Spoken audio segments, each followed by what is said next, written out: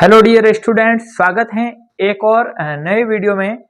आज का ये वीडियो आप लोगों के लिए बहुत ही महत्वपूर्ण साबित होने वाला है, क्योंकि बीएसटीसी प्रथम वर्ष के विद्यार्थियों की परीक्षाएं 22 नवंबर से शुरू होने जा रही हैं और अभी तक उन विद्यार्थियों ने अपनी पढ़ाई को लेकर चिंता जाहिर नहीं की है, लेकिन परीक्षा को लेकर आज और कल 2 दिन बचे हुए हैं और तीसरे दिन आपकी परीक्षा शुरू होने वाली है। और विद्यार्थी, जब मैंने कल एडमिट कार्ड से संबंधित वीडियो अपलोड किया था, उसके बाद लगातार विद्यार्थियों के कमेंट्स बॉक्स के माध्यम से और टेलीग्राम के माध्यम से मुझे कमेंट प्राप्त हो रहे हैं कि आखिर इन 2 दिनों या परीक्षा का जो अंतराल है वो बिल्कुल न के बराबर है। उस समय अवधि में क्या पढ़ें और कैसे पढ़ें, कितना पढ़ें कि यह परीक्षा पास हो सकें। तो आज के इस वीडियो में मैं पूरी रणनीति आप लोगों के साथ शेयर करने वाला हूं। अक्सर मार्केट में किताबें बहुत आती हैं बीएसटीसी को लेकर, लेकिन क्या उन किताबों को एक दिन के अंदर कवर किया जा सकता है? क्या 1 वीक सीरीज को एक दिन के अंदर पूरा पढ़ा जा सकता है? क्या किस प्रकार की 1 वीक सीरीज अपन लोगों को लेनी चाहिए ताकि आसानी से अपन इस परीक्षा को पास कर सकें? इन सभी बिंदुओं पर मैं एक एक पॉइंट वाइज बात करने वाला हूं और उम्मीद करता हूं आप अंत तक इस वीडियो के साथ जुड़े रहेंगे तो आपका एक एक डाउट क्लियर भी होगा और आप उस रणनीति के साथ सफल भी हो पाएंगे। सबसे पहले मैं बात करता हूं, मैंने स्क्रिप्ट पूरी लिख रखी है कि एग्जाम के लिए क्या पढ़ें। क्या पढ़े का मतलब यह है कि कौन सी पुस्तकों को पढ़ा जाए। क्या जो बीएसटीसी के लिए किताबें आती हैं उनको पढ़ें या कोई ऐसी 1 वीक सीरीज या गैस पेपर का सहारा लिया जाए ताकि कम समय में अधिक पढ़ा जा सके। तो मैं इस पॉइंट के लिए आपको क्लियर करना चाहूंगा कि आप इस समयावधि के अंदर 1 वीक सीरीज का ही सहारा लें, क्योंकि किताबें एक दिन में पढ़ना पॉसिबल नहीं है और एक दिन में पढ़कर आप उनमें हीरो नहीं बन सकते हैं। 1 वीक सीरीज का मतलब है एक सप्ताह की सीरीज, लेकिन अपन इसको 1 नाइट सीरीज कहेंगे, क्योंकि एक रात में पढ़कर इस परीक्षा को अपन को पास करना है। आप सभी को विदित भी हैं कि 22 से लेकर 30 तक लगातार आपकी परीक्षाएं चलने वाली हैं और उसमें 2 दिन तो ऐसे हैं जहां एक दिन में 2-2 पारी में परीक्षा होगी, तो आप कैसे उसको मैनेज कर पाएंगे? ये चुनौती आप लोगों के लिए है, लेकिन इन चुनौतियों का हल भी अपन करने वाले हैं। दूसरी मैं बात करता हूं कि एक दिन में पूरा कैसे पढ़ें। एक दिन में पूरा कैसे पढ़ें, जैसे मान लो आज 2 से 5 बजे के बीच परीक्षा हुई है और कल वापस 2 बजे आपकी दूसरे पेपर की परीक्षा लगने वाली है, तो इस समयावधि के अंदर ये कैसे पढ़ा जाए? तो सबसे पहले मैं बताना चाहूंगा कि आपको पूरी 1 वीक सीरीज नहीं पढ़नी है, क्योंकि एक दिन में पूरी 1 वीक सीरीज नहीं पढ़ी जा सकती है, क्योंकि प्रत्येक 1 वीक सीरीज के अंदर 150 से ऊपर पेजों की संख्या है और जो 24 घंटों से भी कम समय अंतराल, तकरीबन 20 घंटे का समय बचता है और उसमें भी आप खाना पीना से लेकर आपकी नींद भी है, 7-8 घंटों का समय आपके पास रहता है, उसमें मैनेज नहीं हो पाएगा। तो आपको मैं यही सजेशन दूंगा कि पूरी सीरीज नहीं पढ़नी है। तो आपका ये क्वेश्चन अब लग रहा है कि पूरी नहीं पढ़नी है, तो आखिर कौन कौन से टॉपिकों को पढ़ना है? सबसे पहले मैं क्लियर करना चाहूंगा कि प्रत्येक किताब में यूनिटों की संख्या अलग अलग है, जैसे किसी में 5 है, किसी में 6 है, किसी में 7 है और इंग्लिश जैसे विषय के अंदर 9 यूनिट भी शामिल हैं। तो उन सभी यूनिटों को नहीं पढ़ता है और मैं ये भी नहीं कहूँगा कि इन यूनिटों को आप पढ़ें, क्योंकि यूनिटें कौन सी पढ़नी है मैं बता सकता हूं, लेकिन आप पढ़ें या नहीं पढ़ें वो आपके ऊपर डिपेंड है। सबसे पहले मैं जो बीएसटीसी प्रीवियस ईयर के पेपर हैं, मुख्य रूप से काफी विद्यार्थियों को ये भी अभी पता नहीं होगा कि बीएसटीसी प्रथम वर्ष के अंदर कितने पेपर होने वाले। तो मैं आपको क्लियर करना चाहूंगा कि बीएसटीसी प्रथम वर्ष के अंदर लिखित परीक्षा के आपके 10 पेपर होने वाले हैं और 10 के 10 पेपर आप लोगों के सामने हैं। ये प्रीवियस ईयर के पेपर हैं, मैं आप लोगों के लिए सामने लेकर आ चुका हूं और मैं आपको बताना चाहूंगा कि प्रत्येक पेपर के मार्क्स इक्वल नहीं है। इक्वल नहीं है का मतलब प्रत्येक पेपर समान अंक का नहीं है, कुछ पेपर कम अंक का है तो कुछ ज्यादा अंकों का है। आपका सबसे पहला प्रश्न रहता है कि कौन सा पेपर कितने अंक का है, तो मैं बताना चाहूंगा कि सबसे पहला पेपर है बच्चे और बचपन, जिसको प्रथम प्रश्न पत्र कहते हैं। वो आपका 70 मार्क्स का यानी कि 70 नंबर का पेपर है और उसमें तकरीबन आपके 20 से 21 क्वेश्चन पूछे जाते हैं। सबसे पहले मैं आपको पूरे 10 के 10 पेपर का पूर्णांक बता देता हूं, उसके बाद आपको मैं यूनिट भी बताऊंगा। दूसरा पेपर आता है शिक्षा के उद्देश्य ज्ञान एवं पाठ्यचर्या, ये आपका दूसरा पेपर है और ये भी 70 मार्क्स का रहने वाला है। तीसरा पेपर आपका भारतीय समाज और शिक्षा यानी कि इंडियन सोसाइटी एंड एजुकेशन से संबंधित है और ये तीसरा पेपर भी आपका 70 मार्क्स का है। ये तीन पेपर, पहला, दूसरा और तीसरा, ये तीनों पेपर 70 नंबर के आपके रहने वाले हैं। और अगला चतुर्थ प्रश्न पत्र की मैं बात करता हूं। जैसा कि आपने टाइम टेबल भी देखा होगा और अब एडमिट कार्ड भी जारी हो चुके हैं, उसमें भी आ गया है। और ये चतुर्थ प्रश्न पत्र 2 घंटे का पेपर होगा और इसमें पूर्णांक रहने वाला है वो 35 यानी कि 35 नंबर, यानी कि 70 का आधा आपका इसका पूर्णांक रहने वाला है। तीसरी बात करते हैं अगला में पंचम प्रश्न पत्र है वो हिंदी भाषा शिक्षण से संबंधित है और ये प्रश्न पत्र हिंदी भाषा शिक्षण का आपका 60 नंबर का रहने वाला है। उसके बाद मैं बात करता हूं अंग्रेजी भाषा शिक्षण का, जो 6ठा पेपर है वो भी आपका 60 अंकों का होने वाला है। उसके बाद सप्तम प्रश्न पत्र गणित शिक्षण का होने वाला है। गणित शिक्षण भी आपका 60 अंकों का होने वाला है। उसके बाद पर्यावरण अध्ययन की बात करते हैं तो पर्यावरण अध्ययन का पेपर जो 8वां पेपर है वो आपका 60 अंकों का होने वाला है, यानी कि पेपर नंबर 5, 6, 7 और 8 ये चारों पेपर 60 अंक के होने वाले हैं।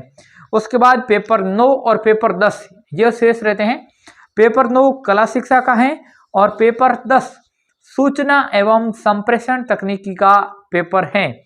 पेपर कला शिक्षा का जो है वो पूर्णांक 30 अंक का लिए हुए हैं और सूचना एवं संप्रेषण तकनीकी का जो 10वां और अंतिम प्रश्न पत्र है वो आपका 20 मार्क्स का है।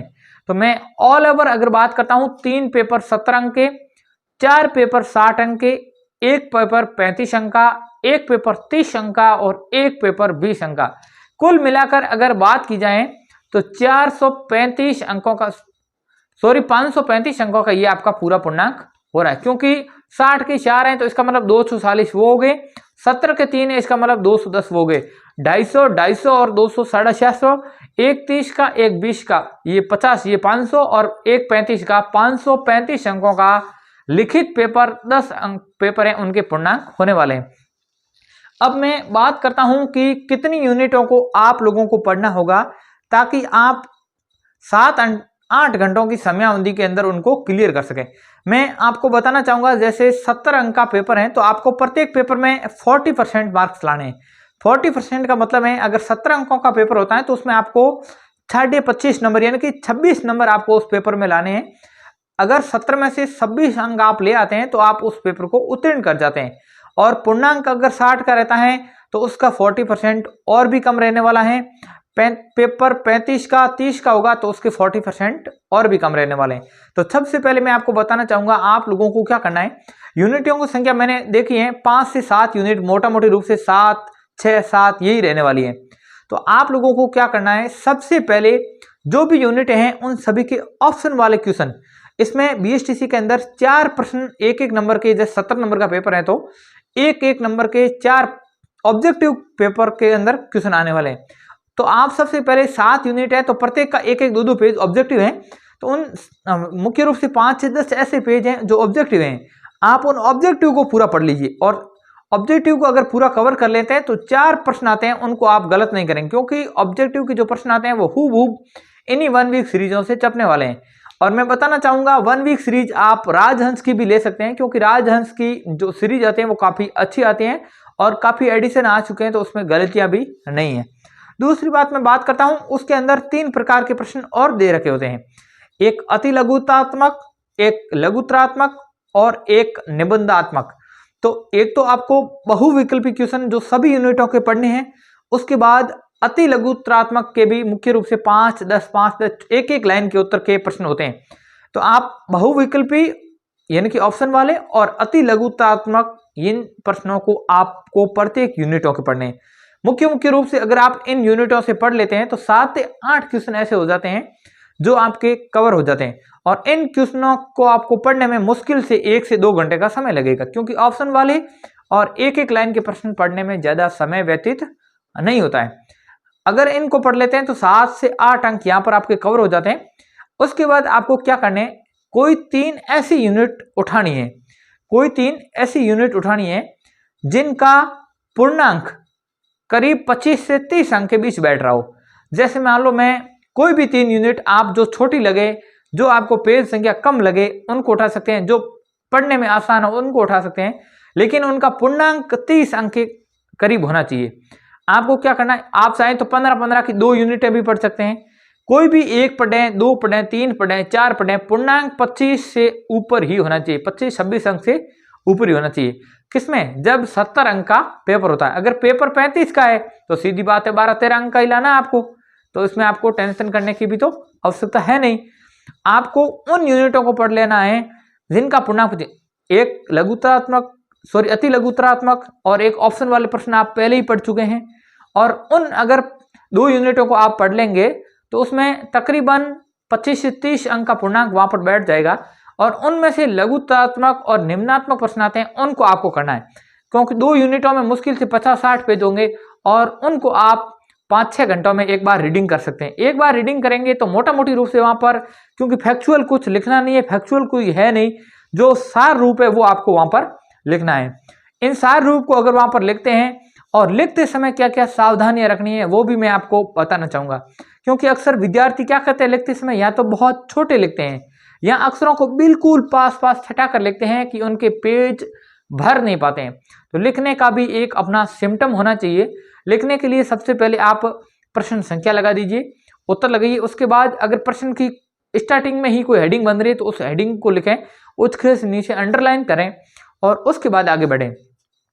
और लिखते समय अक्षरों को थोड़ा सा बड़ा और थोड़ा सा स्पेस देकर लिखें, ताकि आपकी सब सीमा जो है वो आसानी से पूरी हो सके।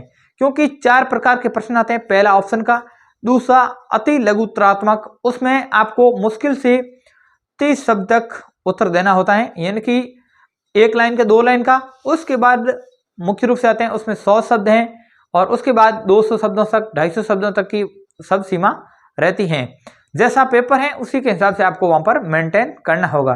तो ये मुख्य रूप से मैंने बात बता दी है कि आपको लिखना कैसे है। और उसके बाद भी बीच में कोई मुख्य हेडिंग आती है, जैसे कोई विशेषता है, किसी का महत्व है, या फिर कोई अलग पॉइंट में थीम बन रही है, तो वहां पर आप जैसे 1 नंबर पॉइंट में कोई हेडिंग है, 2 नंबर में हेडिंग है, तो उन हेडिंगों को लिखें, अंडरलाइन करें, उसमें सार लिखें। एग्जामिनर क्या करता है, मुख्य रूप से कॉपी जांच करते समय उन हेडिंगों को देखता है। अगर विद्यार्थी ने हेडिंग प्रश्न में सही लिखी है, मुख्य पॉइंटों को सही लिखा है, तो वो ये भी सोचता है कि विद्यार्थी को कुछ न कुछ यहाँ पर जरूर आ रहा है, तभी उसने हेडिंग सही से लिखी है। तो आप इन बातों का भी जरूर से ख्याल रखें। उसके बाद कितनी यूनिट पढ़ें ये मैंने आपको बता दिया है, और पासिंग मार्क कितने जरूर हैं। सभी पेपरों में 40% अंक, जिसका जितना पूर्णांक है उसका 40% आप लोग निकाल लीजिए, और उसके हिसाब से आप लोगों को वहां पर पढ़ना है। तो ये मुख्य, बाकी सारी यूनिटों को आपको बिल्कुल टच भी नहीं करना है, क्योंकि 7 यूनिट पढ़ के आपको कोई पूरे के पूरे नंबर लाने नहीं है, और ना ही आप उनको पढ़ पाएंगे।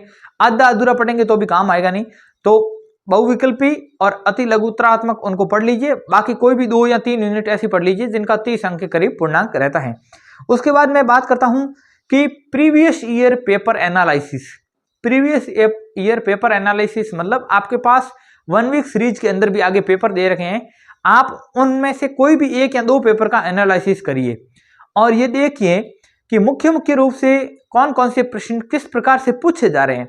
अक्सर क्या होता है, जैसे मैं बीएड जैसी परीक्षाओं में बात करता हूं, या फिर मैं बीएसटीसी की भी बात कर रहा हूं, यहां पर मुख्य रूप से मैंने एनालिसिस करने का प्रयास किया है कि हर 3 से 4 वर्ष बाद पेपर में प्रश्नों की संख्या रिपीट हो रही है।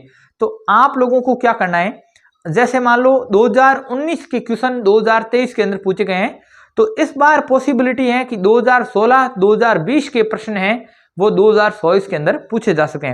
विशेषकर लघुत्तरात्मक और निम्नात्मक प्रश्नों में ये पॉसिबिलिटी ज्यादा रहती है।